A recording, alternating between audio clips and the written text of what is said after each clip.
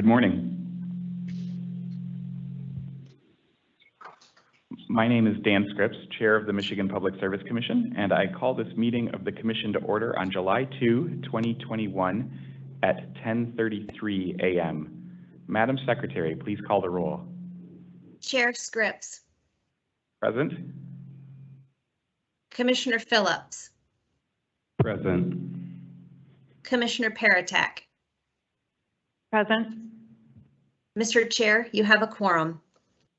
Thank you, Madam Secretary. We are back live. Today's meeting is being held in person at the Commission's office at 7109 West Saginaw Highway, Lansing, Michigan. And for those joining by Teams, you also know that we are also hosting this meeting remotely using Microsoft Live Event, which is compatible with all browsers except Safari. Telephone relay service is available through the phone option. If you are participating via the live stream, you may also turn on the live captions by clicking on the closed caption or CC button in the lower right-hand corner of the screen. As indicated in the notice for today's meeting, if we lose the remote connection, the Commission will not recess. The meeting will be recorded and available for future reference on the Commission's website. In addition, the Commissioners can receive comment via mpsc_commissioners@michigan.gov. For reference, this email is also included in the Q&A feature on the live stream event on your computer and in the meeting notice. We will have an opportunity for the public to make comment as provided in the agenda. A few notes about this. Comments should be limited to one per person and can be made verbally in person or by calling in or in writing via the live stream Q&A feature. If you are participating via Teams application, you can use the Q&A feature and type your comments in the box anytime during our meeting, and we will have those queued up to read. The Q&A function should be used to submit public comments directed to the Commission. If you would like to make verbal comments, you must do so in person or by calling into the meeting by phone. To minimize disruptions, attendees participating by phone will be muted until we reach the time for public comment. The first order of business is approval of the agenda for today's meeting. Thank you, Chair. I move for the approval of the agenda for today's Commission meeting. I second the motion. Is there any discussion? We will now have a vote on the motion to approve today's agenda. All those in favor of the motion say aye. Aye. Aye. Aye. Any opposed? The motion carries by a unanimous vote. The agenda is approved. The next item of business on the agenda is approval of the minutes from the June 23rd, 2021 Commission meeting. I move for the approval of the minutes from the June 23rd, 2021 Commission meeting. I second the motion. Is there any discussion? We will now have a vote on the motion to approve the minutes from the June 23rd, 2021 Commission meeting. All those in favor of the motion say aye. Aye. Aye. Aye. Any opposed? The motion carries by unanimous vote. The Commission meeting minutes of June 23rd, 2021 are approved. The next item of business on the agenda is the approval of the order and minute actions on the consent agenda. And today, the Commission is assisted by Staff Attorney Alyssa Day. Ms. Day? Good morning. Today's consent agenda consists of 3 communications matters. The proposed order and minute actions for these matters have been thoroughly vetted by the Commission's technical and legal staff and are ready for your approval.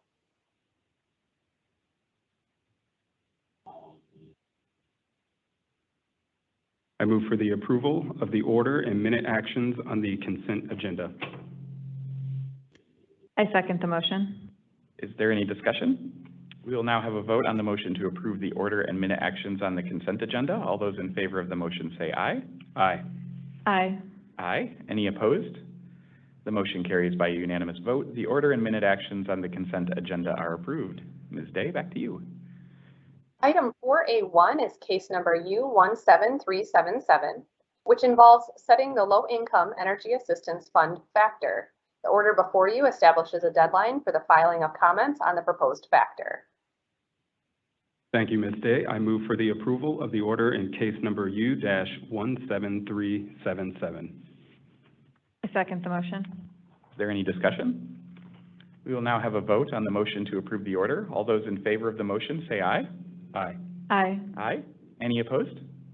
The motion carries by unanimous vote. The order in case number U-17377 is approved. Ms. Day. Item 4A2 is case number U20852, which involves a matter on the Commission's own motion requesting stakeholder comments on the Commission staff's competitive procurement report and the Commission's procedure for competitive procurement. The order before you invites interested persons to submit comments in this docket no later than 5 p.m. Eastern Time on July 30th, 2021, and submit reply comments no later than 5 p.m. Eastern Time on August 13th, 2021. Thank you, Ms. Day. I move for the approval of the order in case number U-20852. I second the motion. Is there any discussion? We will now have a vote on the motion to approve the order. All those in favor of the motion say aye. Aye. Aye. Aye. Any opposed? The motion carries by unanimous vote. The order in case number U-20852 is approved. Ms. Day. Item 4A3 is case numbers U-20886 et al., which are dockets opened on the Commission's own motion for the receipt of capacity demonstration filings required by MCL 460.6W. The order before you adopts the findings and recommendations contained in the Commission staff's March 26, 2021 report and opens a new docket for the receipt of planning year 2025 and 2026 capacity demonstration filings. I move for the approval of the order in case numbers U-20886 et al. I second the motion. Before we vote on this matter, I want to take a moment and thank the staff involved in this annual effort, particularly those in the Resource Adequacy and Customer Choice section of our Energy Resources Division for their good work. Making sure that we have adequate capacity to meet our electricity needs remains a top-of-mind priority of this Commission, and these annual capacity demonstrations are a key part of meeting that responsibility. Given the events in Texas this winter and the ongoing challenges in California and elsewhere, this issue is getting increasing attention across the country, and it should. I think the framework established by the Michigan Legislature in 2016 continues to provide a solid foundation for meeting these reliability challenges, and also helps avoid or limit the price spikes we've seen triggered by last-minute purchases when supplies are tight. We will continue to keep a close eye on these reliability issues as the electricity system continues to evolve, including looking at available generation capacity, increases in our ability to import and export resources into and out of Michigan, demand-side options that provide additional options and flexibility, and other resources and opportunities. And I appreciate the participation of all parties, staff, utilities, and other stakeholders in these annual capacity demonstrations. Is there any additional discussion? We will now have a vote on the motion to approve the order. All those in favor of the motion say aye. Aye. Aye. Aye. Any opposed? The motion carries by unanimous vote. The order in case numbers U-20886 et al. Is approved. I recognize Ms. Day. Item 4A4 is case numbers U-20905 et al., which involve a matter on the Commission's own motion to examine the changes to the regulations implementing the Public Utility Regulatory Policies Act of 1978 pursuant to Federal Energy Regulatory Commission Final Order 872. Staff Attorney Caitlin Mucci will describe this order. Good morning, Commissioners. On October 4th, 2019, the Federal Energy Regulatory Commission, or FERC, began the process of updating and revising rules under the Public Utility Regulatory Policies Act of 1978, or PURPA, by issuing a notice of proposed rulemaking. On July 16, 2020, FERC issued an order known as Order 872, which included significant revisions to the implementation of statutory sections 201 and 210 of PURPA in the rules set forth in 18 CFR Parts 292 and 375. These revisions impact the areas of rates paid to qualifying facilities, or QFs, the so-called 1 mile rule, a utility's obligation to purchase, QF self-certification, and legally enforceable obligations, or LEOs. On October 29, 2020, the Commission issued an order seeking comments from electric providers and stakeholders regarding the impact of Order 872 on the Commission's implementation of PURPA. On January 21, 2021, the Commission issued an order summarizing the comments and reply comments received in response to the October 29th order.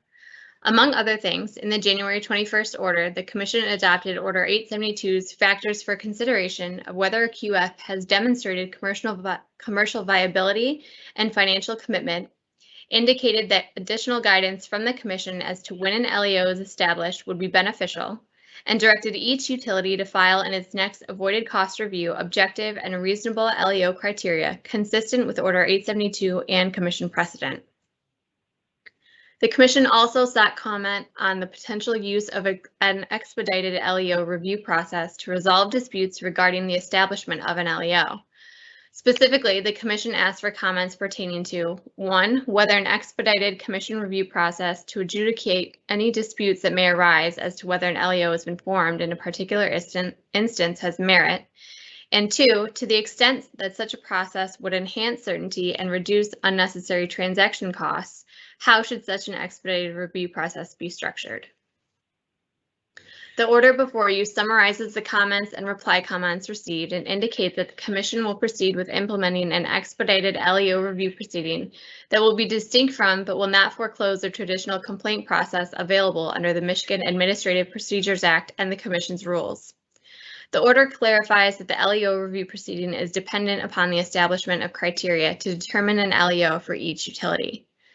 As to the submission of LEO criteria, the order instructs each rate-regulated utility that has opted to include its biennial avoided cost review into its integrated resource plan case to use a standalone proceeding to file its LEO criteria and to file an LEO criteria application in a new docket no later than 5 p.m. Eastern Time on September 1st, 2021. The application shall be limited to the LEO criteria and the proceeding shall be conducted as a contested case.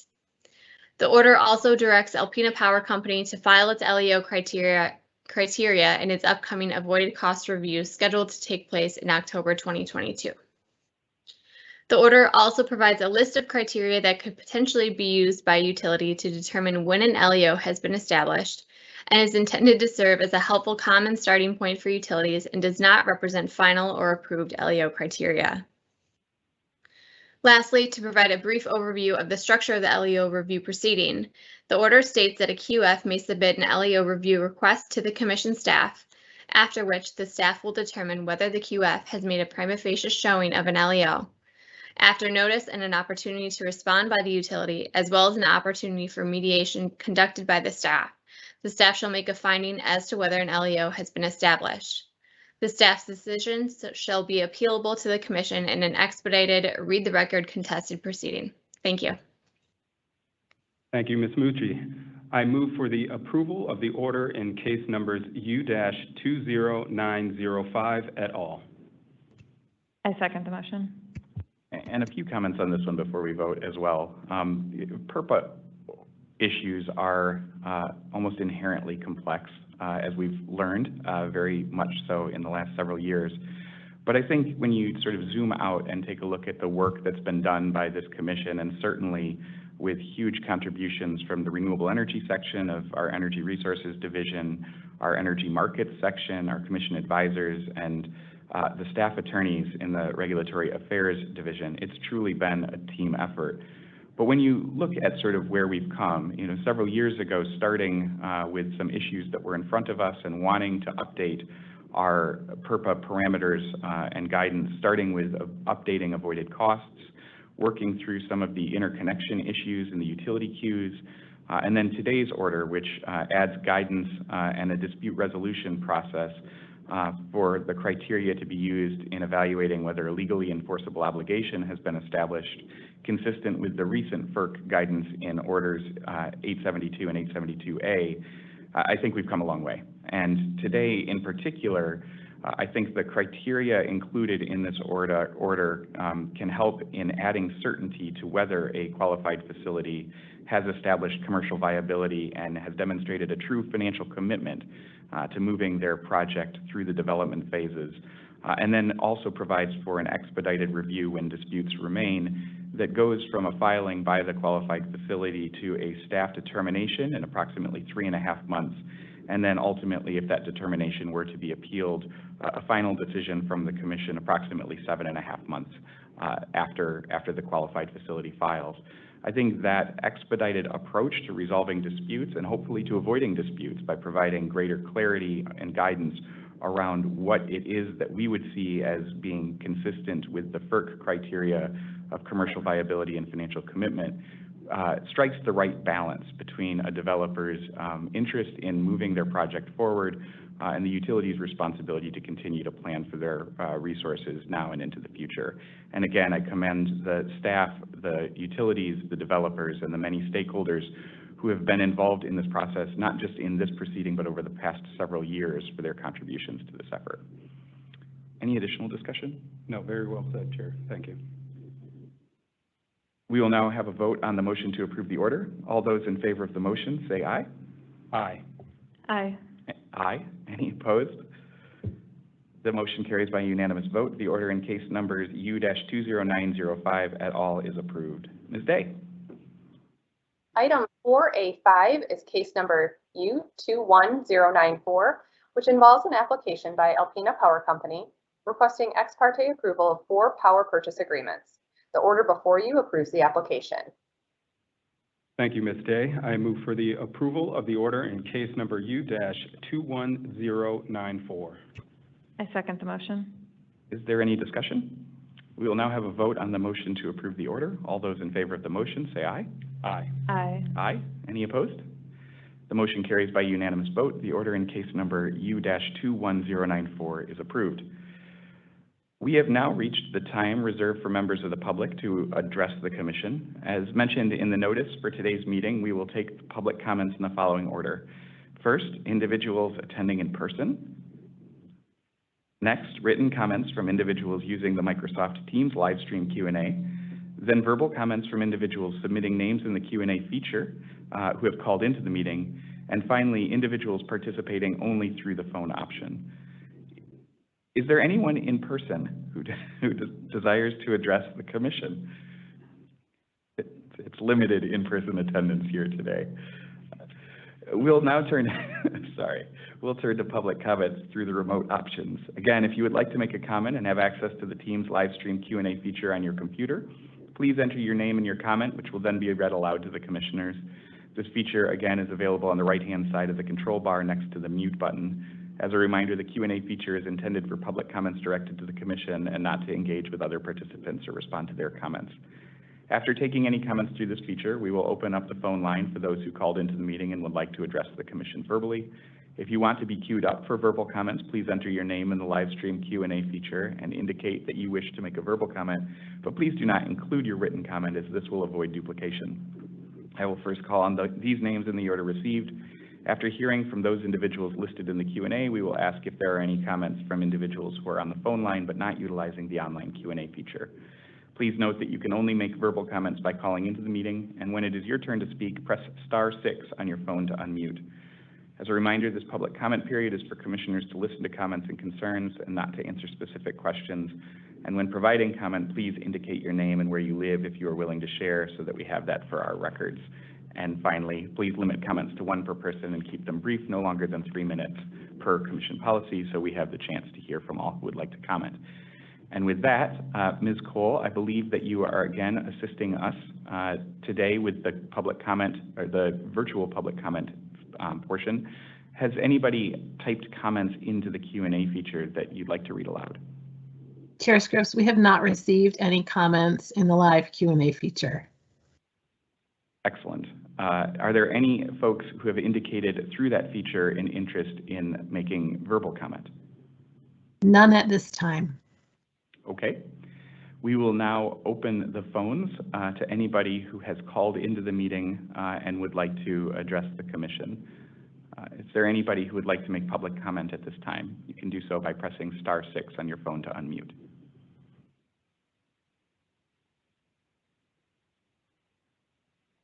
Again, I know sometimes it's challenging with the technology, as we've experienced here in our run-through, although fortunately it's all working today. Kudos to the IT team.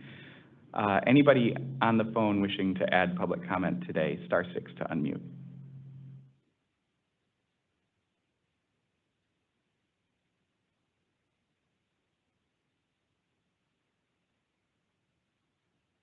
Okay. Well, we will close the public comment portion of today's meeting. A few comments before we close.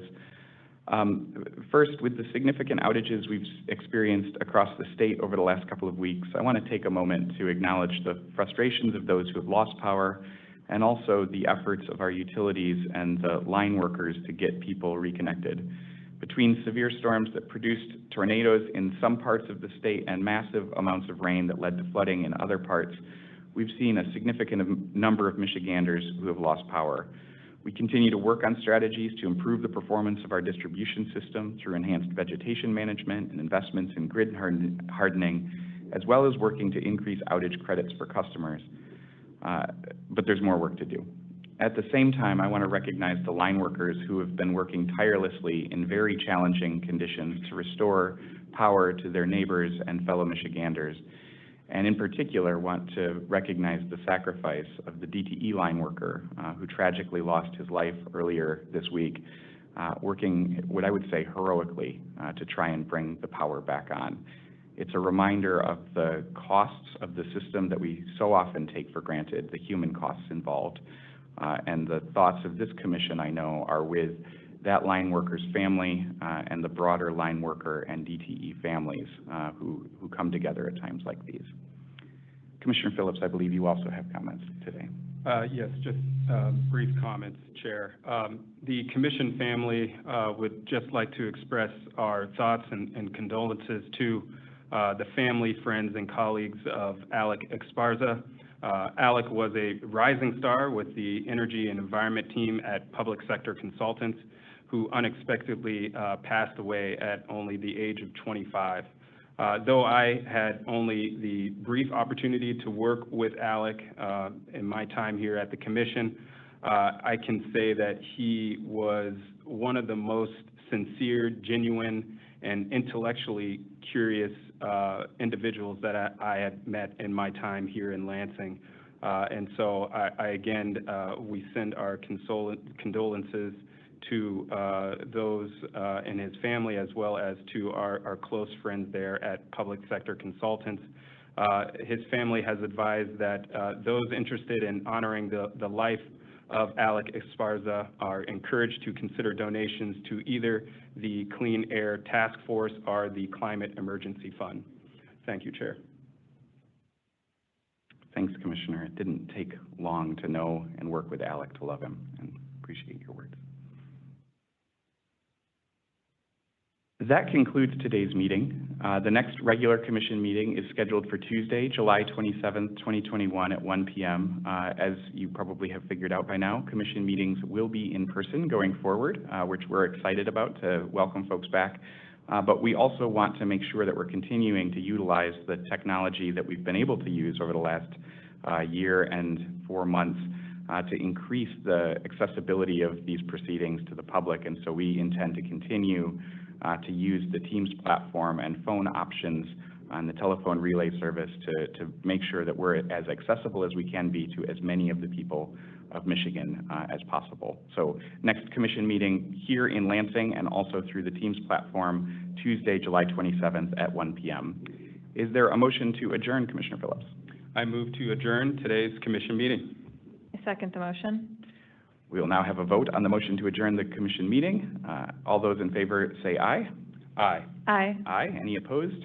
The motion carries by unanimous vote. The meeting is adjourned. Thanks. Enjoy your Independence Day, everybody. Thank you all.